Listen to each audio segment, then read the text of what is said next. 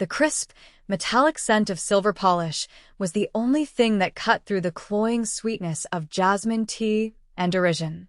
Naomi's hands moved with an economy born of 1,000 repetitive motions, her knuckles grazing the intricate scrollwork of a serving tray that cost more than her entire life.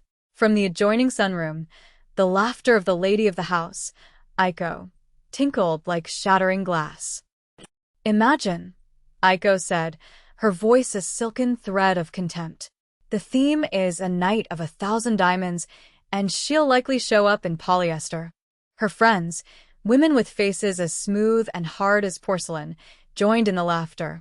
They were talking about her. Naomi's spine stiffened, but her hands remained steady on the silver. For 2 years, she had perfected the art of being invisible, a ghost who cleaned, polished, and served in the sprawling Tokyo mansion of Tatsuya Orochi. She moved through the quiet, minimalist spaces like a shadow, her presence noted only by the absence of dust or a glass refilled without a sound. It was a form of safety. To be seen in this house was to be judged, and to be judged was to be found wanting. Especially by Aiko, a woman who wore her husband's power like a borrowed coat, 2 sizes too large. Later that afternoon, Aiko found her in the main hall, where Naomi was dusting a centuries-old screen painting of a crashing wave. She approached with a smile that never reached her eyes, a cobra swaying before it strikes. In her hand was a thick, cream-colored envelope embossed with the Orochi family crest. "Naomi," she purred, extending the invitation. "My husband and I would be so honored if you would join us for our anniversary gala on Saturday." The 2 friends who flanked her watched with undisguised glee, their eyes hungry for her humiliation. It was a performance. The invitation was a weapon. They expected her to stammer, to refuse, to shrink. They wanted to watch her squirm, to remind her of the vast, uncrossable chasm between their world and hers. Naomi's heart hammered against her ribs, a frantic bird in a cage. Every instinct screamed at her to flee, to make an excuse, to disappear back into the shadows where she belonged. But as she looked at Aiko's perfectly made-up face, at the casual cruelty swimming in her dark eyes, something else sparked within her. A quiet, cold ember of defiance. She had spent her life being underestimated, overlooked. Tonight, that was her only advantage. She took the invitation, her unadorned fingers brushing against Aiko's manicured ones.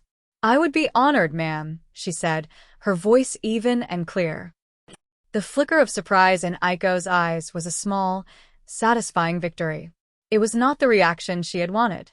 Naomi gave a slight bow and walked away, the heavy invitation feeling like a death sentence in her hand. For the next 2 days, the weight of that choice pressed down on her. The gala was the biggest social event of the season for the Tokyo underworld. A gathering of wolves dressed in bespoke suits and designer gowns. She was a lamb being led to slaughter. On Saturday evening, hours before the party, she unlocked a plain wooden chest kept under her narrow bed in the staff quarters. It was the only thing of value she owned, a legacy from Mr. Endo, the reclusive old man she had cared for in her teens. He had been a master couturier in his youth, a genius who had walked away from the world of fashion after a tragedy. He had left her this chest, and inside, nestled in layers of acid-free paper, was a single dress. "You wear this only when you have nothing left to lose, little bird," he had told her, his voice a dry rasp. "When they have backed you into a corner and expect you to break. You do not break. You become the fire." She had nothing left to lose. She lifted it from the box. It wasn't just a dress, it was a statement. A river of crimson silk, so deep it was almost black in the folds, embroidered with what looked like constellations of tiny, glittering diamonds along the bodice and cascading down one side. It was a masterpiece of such breathtaking artistry that it seemed to hum with its own life. Mr. Endo had called it the heart of the volcano. He said it was worth $2 million. She had thought he was being poetic. Looking at it now, she wasn't so sure. When she arrived at the mansion's grand entrance, she didn't use the staff door. She arrived in a Blacktown car she'd paid for with a month's savings. The doorman, who saw her every day, stared, his mouth agape, as he opened her door. A single, crimson silk heel touched the polished granite. Then another. Naomi stepped out of the car. The dress moved with her like liquid fire, the diamonds catching the light and scattering it into 1,000 brilliant shards. Her hair was swept up, showcasing the clean line of her neck and shoulders. Her makeup was minimal, letting the dress and her own quiet confidence do the work. She walked up the steps, her head held high. The murmur of the crowd at the entrance died instantly. A wave of silence spread from the door inward, a ripple effect of pure shock. She saw them all, the lieutenants in their sharp suits, the women dripping in jewels, Aiko's friends with their frozen, ugly masks of disbelief. And then she saw him. Across the vast, crowded room, Tatsuya Orochi stood like the calm at the center of a hurricane. He was talking to a rival boss, his posture one of relaxed authority. He was a man carved from stillness and shadow, his power absolute and unspoken. The ink of a dragon's tail peeked from the cuff of his stark white shirt, a subtle promise of the violence that lay beneath the tailored Tom Ford suit. He had never given her more than a passing glance in 2 years. But now, he lifted his head, his focus pulled by the sudden, deafening silence. His eyes, dark, intelligent, and utterly cold, swept the room until they landed on her. And they stopped. The polite disinterest on his face vanished, replaced by a sharp, focused intensity. It was the look of a predator spotting something inexplicable in its territory. He didn't see Naomi, the maid. He saw an anomaly, a question, an impossibility wrapped in crimson silk. The silence stretched, thick and heavy, a held breath before the breaking of a storm. And in that moment, Naomi knew the safety of her invisibility was gone forever. The crowd parted for Tatsuya as if by an unseen force. He moved with a lethal grace, his eyes never leaving hers. The space around him seemed to cool, the air charged with his presence. He stopped directly in front of her, so close she could smell the clean, sharp scent of cedar and something like cold smoke from his cologne. He was taller than she'd realized, his shadow falling over her. His voice, when he spoke, was a low murmur that cut through the silence. "Who are you?" It wasn't the question she expected. Not "where did you get that dress?" or "what are you doing here?" It was more fundamental, more dangerous. He was asking who she was, really, beneath the borrowed finery and the carefully constructed mask of a servant. "My name is Naomi," she said, her own voice betraying a slight tremor she hated. "I work here." A flicker of something, impatience, perhaps, crossed his features. "I know your name," he said it differently than anyone else. Not the flat, dismissive tone of Aiko, but with a precise, clipped weight, as if testing the shape of it on his tongue. "That is not what I asked." Before she could answer, he took her arm. His grip was firm, inescapable, his fingers wrapping around her bare skin. A jolt, hot and sharp, shot through her. It was not violent, but it was absolute. "Come with me." It was not a request. He led her away from the gawking crowd, past his stunned wife whose face was a storm of fury and humiliation, and through a door that blended seamlessly into a paneled wall. They were in his office. The room was the man himself, minimalist, controlled, and devoid of warmth. A single, massive desk of black lacquer stood before a floor-to-ceiling window that overlooked a meticulously raked Zen garden. There were no personal effects, save for a single, framed photograph on the wall of a smiling young woman with kind eyes. He released her arm, the absence of his touch leaving her skin feeling cold. He walked to the window, his back to her. "The dress," he said, his voice flat. "It is a message. I want to know who sent it, and what they want." "No one sent it," Naomi said, finding a sliver of her courage. "It was mine." He turned slowly, one eyebrow raised in disbelief. "A dress of that value does not simply belong to a maid. It is either stolen, or it is a payment. A down payment, perhaps for a service. From a rival. From Ishida?" He named the man he had been speaking with, the head of a rival clan known for his flamboyant, reckless ambition. It wasn't stolen, she insisted, her chin lifting. And I don't know any Ishida. The dress was a gift. A legacy.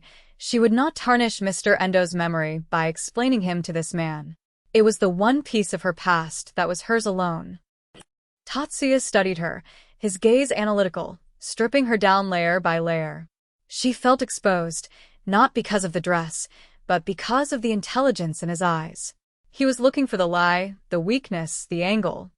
Extravagance draws flies, he said, his eyes flicking to the photograph on the wall.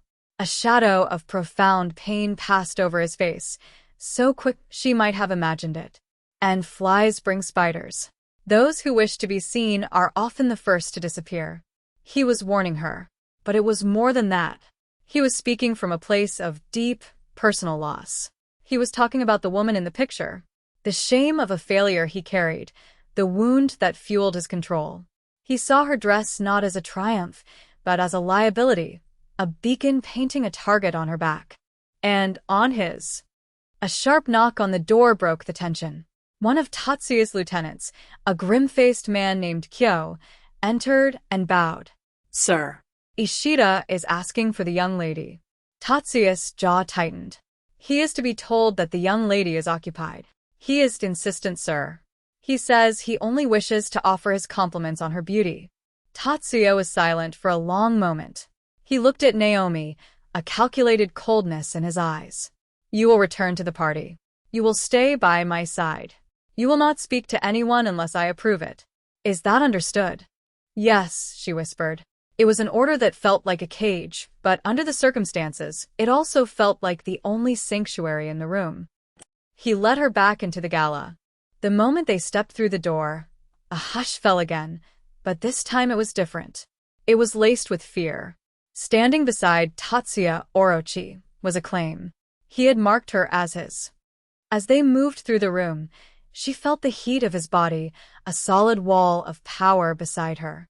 Ishida, a man with a predatory smile and eyes that roamed over her like a physical touch, approached them. Orochi, he said, his voice slick. You hide your most beautiful treasures, he bowed slightly to Naomi. A vision in red. I have never seen anything so exquisite. Tatsuya didn't even look at him. He simply shifted his stance slightly, placing himself more fully between Naomi and the other man. It was a subtle, animal gesture of possession. Ishida's smile tightened. He saw the gesture for what it was. A line drawn. After a tense moment, he gave a curt nod and retreated into the crowd. Tatsuya then looked down at her. You have made powerful men notice you tonight, Naomi, he said, his voice a low vibration against her ear. You had better hope you can survive the attention. The party ended, but the night was far from over. As Naomi made her way back towards the staff quarters, her borrowed courage fading with every step, Aiko cornered her in a deserted corridor. The silken mask was gone, replaced by a raw, venomous fury. You think this is a game? She hissed, her fingers digging into Naomi's arm, much harder and crueler than her husband's grip had been. You think you can embarrass me in my own home? You are nothing. A little servant girl who got lucky with a dress. I will strip it off you myself and burn it. She lunged, her nails aiming for Naomi's face. But before she could make contact, a hand shot out and seized her wrist. Tatsuya stood there, emerging from the shadows like he was made of them. He held his wife's wrist in a grip that made her gasp in pain. That is enough, Aiko, he said, his voice dangerously quiet. She humiliated me, Aiko cried, struggling against his hold. This thing. Tatsuya's eyes were chips of ice. You humiliated yourself. You tried to use a guest in my home for your amusement. You failed. Now you'll go to your rooms, he released her with a slight shove. Aiko stumbled back, her face a mask of shock and hatred, before turning and storming away. Tatsuya turned his attention to Naomi. He looked at the red marks forming on her arm where Aiko had grabbed her. His expression was unreadable. You are no longer a maid, he stated. Your position is a security risk. You will be moved to the West Wing suite. You will act as my personal assistant. Your duties will be whatever I require. It was a promotion that felt like a prison sentence, a gilded cage. For your safety, he added, as if reading her mind. The next few days were a blur of disorientation. Her simple room was replaced by a luxurious suite of rooms that overlooked the city. Her uniform was replaced by a wardrobe of expensive, understated clothing that appeared as if by magic. She was no longer invisible. The staff now watched her with a mixture of fear and resentment. She was Tatsuya Oroki's property. The danger he'd warned her about didn't take long to manifest. He sent her on an errand to a specialty bookstore in Ginza, a test of some kind. As she was crossing a quiet side street, a black sedan with tinted windows accelerated directly toward her. Time seemed to slow. There was the scream of tires, the roar of the engine. She froze, her mind blank with terror. At the last second, another car, one she hadn't noticed was tailing her, slammed into the sedan, sending it careening into a wall. Two of Tatsuya's men emerged, guns drawn. It was over in seconds. They drove her back to the mansion in silence. She sat in the back, her body trembling uncontrollably, the image of the headlights burning behind her eyes. When they arrived, Tatsuya was waiting. He took one look at her pale face and the slight tremor in her hands, and a muscle in his jaw clenched. He dismissed his men and led her into the garden, the one she could see from his office. He didn't speak, just stood beside her as the city sounds faded, replaced by the gentle trickle of a water feature. The sight of her, so close to being erased, had clearly shaken him. The calculated coldness in his eyes was replaced by a flicker of raw, possessive fury. "This was Ishida," he said finally. It was a statement of fact. "He is testing my response." "By trying to kill me?" she asked, her voice thin. "By trying to take something from me," he corrected her, his gaze intense. In the days that followed, the house became a fortress and a pressure cooker. Tatsuya needed to know who inside his organization was feeding Ishida information. The attack was too well-timed. The leak had to be close. He suspected one of Aiko's friends, a woman named Miki, who had family ties to Ishida's clan. But he had no proof. Naomi, now confined to the house, fell back on her old skills. She moved quietly. She listened. She had spent 2 years learning the rhythms of this place, the secrets whispered in corridors when the masters were away. One afternoon, while arranging flowers near Aiko's now-deserted sunroom, she heard Miki on the phone, her voice low and urgent. She was speaking about a shipment, a route, a time. Information that could cripple one of Tatsuya's most profitable operations. Naomi froze. She held in her hands the life of a woman. To tell Tatsuya would be to sign Miki's death warrant. His justice was swift and final. To stay silent would be to leave herself, and him, vulnerable to another attack. She was a maid, a girl from a quiet neighborhood who cared for an old man. This world of silent executions and brutal power plays was not hers. But it was her reality now. She had worn the red dress. She had walked into the fire. That evening, she went to his office. He was looking over documents, the lamplight carving his face into sharp angles. He looked up as she entered. "I heard something," she said, her voice barely a whisper. She laid out the details she had overheard, her words precise, clinical. She did not look at him. She stared at her own hands, twisting in her lap. She had just condemned someone. She had crossed a line she could never uncross, stepping from the world of the innocent into his. He listened without interruption. When she was finished, the silence was heavy, absolute. He stood up and walked to the bar, pouring 2 glasses of whiskey. He handed one to her. "You did what was necessary to survive," he said. She looked up at him then, her eyes flashing. "Is that all this is? Survival?" He held her gaze, and for the first time, she saw a genuine crack in his armor. The cold, tactical mind gave way to something raw and honest. "I told myself keeping you close was a matter of security," he said, his voice rough with an emotion she couldn't name. "For your protection." He took a step closer, the space between them electric. It was a lie. The confession hung in the air, more dangerous and intimate than any declaration of love. He didn't want to protect her. He just wanted her. The next morning, Mickey was gone. No one spoke of it. It was as if she had never existed. But the threat wasn't gone. That evening, a package arrived for Tatsuya. Inside was a single, withered black rose and a photograph. It was a picture of the small, unassuming apartment building she had grown up in. On the back, a single sentence was scrawled. "I know where all your treasures come from." Ishida was no longer targeting Tatsuya's new possession. He was targeting Naomi. Ishida's message was a declaration of war, with her as the battlefield. The photograph of her old home was a violation, a predatory hand reaching into a past she thought she had left behind. Tatsuya burned it in a heavy crystal ashtray, the edges curling into blackness, but the threat remained, hanging in the air like toxic smoke. "He will try to lure you out," Tatsuya said, his voice a low growl. "He will use something from your past. Something he thinks you cannot resist." He was right. 2 days later, a call came. Not to the mansion's secure lines, but to a small, disposable phone Tatsuya had given her. The number was blocked. When she answered, the voice on the other end made her blood run cold. It was her former landlady, Mrs. Sato, a kind, elderly woman who had always looked out for her. She was weeping. "Naomi, my dear, some men, they said you need to come. They have my son." It was a lie, a clumsy one. Mrs. Sato's son lived in Osaka. But the panic in the old woman's voice was real. Ishida had her. He was using a fragile, innocent woman as bait. "Where?" Naomi asked, her voice tight with a cold fury that surprised her. Mrs. Sato sobbed out an address, a closed tea house in a quiet, industrial part of the city. When she told Tatsuya, his face became a mask of stone.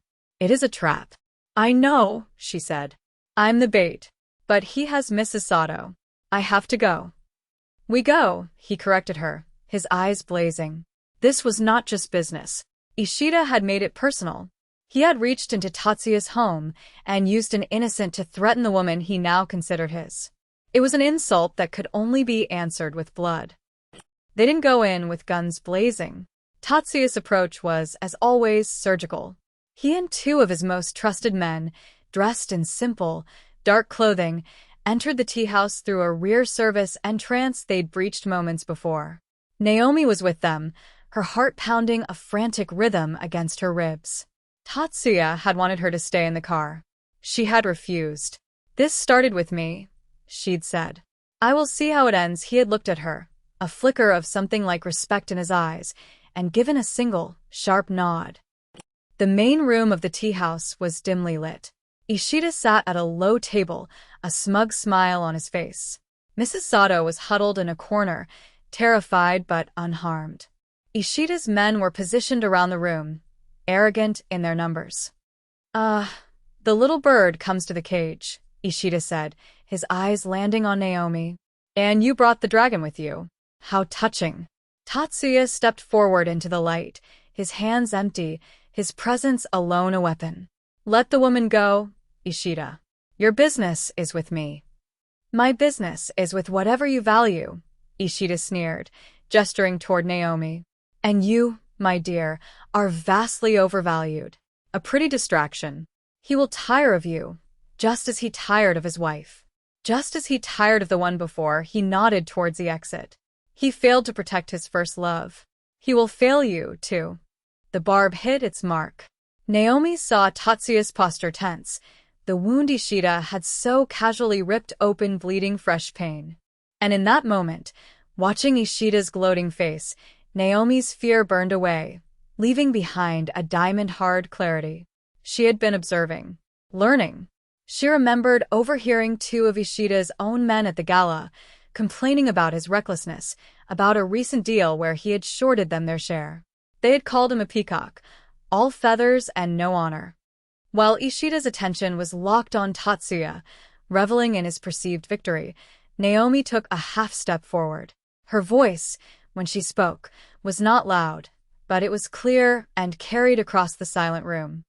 "Is this what the Murata brothers died for?" she asked, her gaze sweeping over Ishida's men. "So, he could steal their share of the harbor deal to buy himself another car?" A confused murmur went through Ishida's soldiers. They looked at each other, then at their boss, whose smug smile faltered. Naomi's words, a shot in the dark based on a scrap of drunken gossip, had hit a nerve. She had introduced a single, potent seed of doubt. She had used intelligence, not force. That was the opening Tatsuya needed. The room exploded into motion. Tatsuya moved like a blur, not toward Ishida, but toward his two closest guards. It was choreography of violence, precise and brutally efficient. In the chaos, as Ishida's men hesitated, their loyalty fractured by Naomi's words, Tatsuya's own men secured Mrs. Sato and neutralized the remaining threats. Ishida, his trap falling apart, pulled a knife and lunged for Naomi. He was wild, desperate. Tatsuya intercepted him, a blur of black cloth and controlled fury. There was a sickening thud, a grunt of pain. When it was over, Ishida lay on the floor, and Tatsuya was standing over him, his arm bleeding freely from a deep gash.